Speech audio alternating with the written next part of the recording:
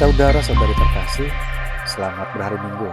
Selamat bertemu kembali dengan saya, Pastor Ibrahim Ribiri OCD, Pastor Paroki Hati Kudus Sonder. Dari seputaran Kapela Santo Nikolaus, Persekolahan Lokon, kita akan bersama-sama merenungkan firman Tuhan, Minggu biasa ke-30. Mari, mengawali permenungan ini, kita mempersiapkan hati kita untuk berdoa. Dalam nama Bapa dan Putra dan Roh Kudus. Amin. Tuhan Allah kami, Engkaulah sumber cinta kasih yang sejati. Ajari dan tuntun kami untuk mencintai apa yang Engkau kehendaki, sehingga kelak kami boleh menikmati apa yang Engkau janjikan.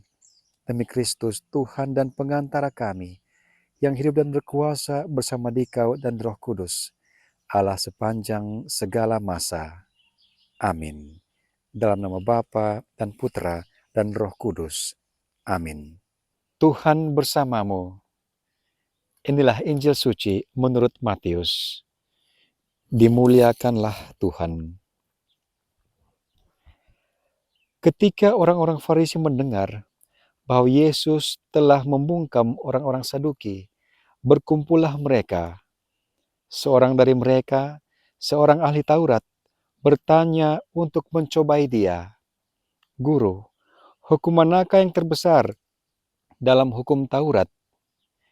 Jawab Yesus kepadanya, "Kasihilah Tuhan Allahmu dengan segenap hatimu, dengan segenap jiwamu, dengan segenap akal budimu." Itulah yang utama dan yang pertama. Dan hukum yang kedua yang sama dengan itu ialah, kasihilah sesamamu manusia seperti dirimu sendiri. Pada kedua hukum inilah tergantung seluruh hukum Taurat dan kitab para nabi. Demikianlah sabda Tuhan. Terpujilah Kristus.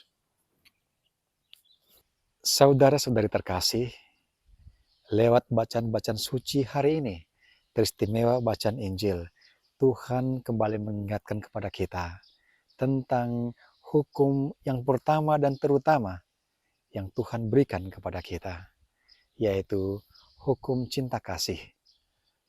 Kita semua orang percaya, pengikut Kristus, diundang untuk kembali mengingat kita harus mencintai Tuhan dan mencintai sama saudara kita.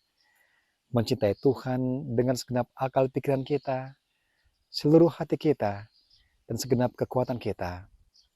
Bagi saya pribadi, perintah ini, perintah untuk mengasihi ini, mengingatkan saya akan tanda kemenangan Kristus, tanda salib. Kita mencintai Tuhan dengan segenap akal pikiran kita, dengan seluruh hati kita, segenap kekuatan kita.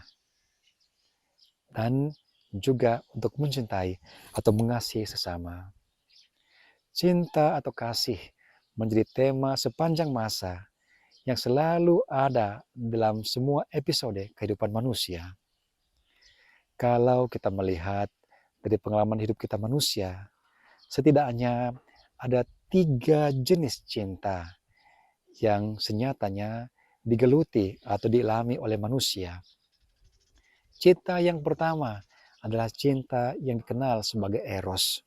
Cinta yang terbatas pada perasaan suka yang bersifat badaniah.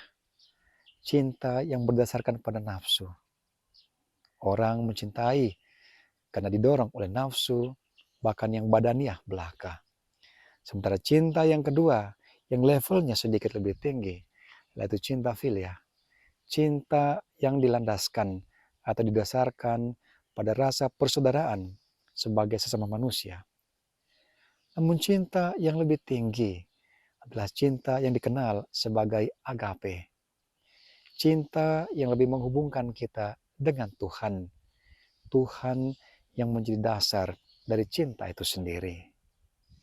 Saudaraku, mungkin terlalu berlebihan kalau kita menganggap diri kita rendah ketika eros pernah ada dalam hidup kita atau dalam pengalaman cinta kita, pengalaman kita mengasihi orang lain. Saya kira adalah manusiawi. Ketika cinta eros juga pernah ada di dalam diri kita. Itu bukan menjadi isu atau persoalan yang utama. Persoalan yang utama adalah bagaimana kita mencintai, cara kita mencintai harus berkembang. Mungkin kita pernah mengalami eros, tetapi jangan hanya terbatas pada eros. Kita harus berusaha untuk mengembangkan cinta yang ada dalam diri kita sampai kepada level yang lebih tinggi. Cinta yang sesuai dengan kehendak Tuhan. Dan rasa-rasanya inilah yang menjadi pergumulan dari semua manusia. Saya ambil contoh, jika ada seseorang yang mencintai orang lain dengan segenap hati, katanya, tetapi pada gilirannya dia dikhianati, dia ditinggalkan. Apakah ia masih sanggup mencintai dengan hati yang tulus, dengan cinta yang tanpa syarat? Bisa jadi iya, tetapi sekali lagi, yang menjadi persoalan utama adalah bagaimana orang membangun cinta yang sejati, cinta yang sesuai dengan yang Tuhan kehendaki. Bagi saya, proses mengasihi atau mencintai adalah sebuah proses yang harus selalu dirawat dan diusahakan. Cinta yang sesuai dengan kehendak Tuhan sejatinya ditempa dalam waktu, dikuatkan dalam usaha, bahkan dalam berbagai situasi yang tetap menjadikan Tuhan sebagai dasar mencintai. Cinta Kristus yang menggerakkan kita. Caritas Christi Urget Nos. Saudara-saudara yang terkasih, saya rasa saudara pasti mengingat atau pernah mengetahui, mendengar pengalaman dari Bapak Suci Santo Yohanes Paulus II. Bagaimana dia mengalami percobaan pembunuhan. Ada seorang yang bernama Ali Akka yang mencoba membunuhnya dengan menembak dia. Tetapi Bapak Suci yang luput dari percobaan pembunuhan itu bukan lalu membenci orang itu atau tidak memaafkan. Sebaliknya, Bapak Suci mengampuni, memaafkan, dan pada gilirannya orang itu pun mengalami pertobatan. Saya percaya sekali lagi, cinta yang sejati harus berproses. Cinta yang sejati nampak dalam kesederhanaan. Bagaimana seseorang memaafkan, mengampuni, mengutamakan Tuhan dan kehendaknya di dalam segala situasi. Cinta yang rela memaafkan. Mungkin saudara pernah mengikuti atau sedang mengikuti pengalaman yang terjadi di negara kita belakangan ini. Bahwa ada seorang tokoh, ya boleh saya katakan tokoh, atau lebih tepatnya pegiat media sosial. Dia entah dengan maksud apa, merendahkan iman Kristen. Katanya sih, hanya buat joke, hanya kebablasan. Sesuatu yang menyakiti iman orang Katolik atau orang Kristiani. Tetapi lihatlah, ada banyak tanggapan dari orang-orang muda, Kristiani, orang Kristen dan Katolik, yang justru memaafkan orang itu, tidak lalu membenci atau bahkan menghakimi dia. Dan saya percaya, itulah wujud dari cinta yang sejati, yang bertumbuh dalam proses, yang mau menjadikan Tuhan dan kehendaknya sebagai dasar kita mengasihi. Saudara-saudariku, ada seorang pujangga yang bernama Khalil Gibran. Dia pernah menulis beberapa ungkapan tentang cinta. Dia katakan demikian, ketika cinta memanggilmu, maka dekatilah ia, walau jalannya terjal berliku. Ketika cinta memelukmu, maka dekapilah ia, walau pedang di sela-sela sayapnya melukaimu. Saudara, saya percaya bahwa hari ini Sang Cinta, Tuhan sendiri, memanggil kita sekalian, saya dan Anda, untuk mencintai. Mencintai sesuai dengan cara Tuhan mencintai. Tentu, ini bukan perkara yang mudah. Sebab di sana harus ada kerelaan untuk berkorban. untuk meninggalkan kehendak, keinginan kita pribadi, mengutamakan kehendaknya. Tetapi percayalah, walau susah, walau sulit, tetapi jika Tuhan mau menolong kita, kita senantiasa memohon pertolongannya, pasti kita akan dimampukan, kita akan bertumbuh dalam proses yang benar, proses yang baik.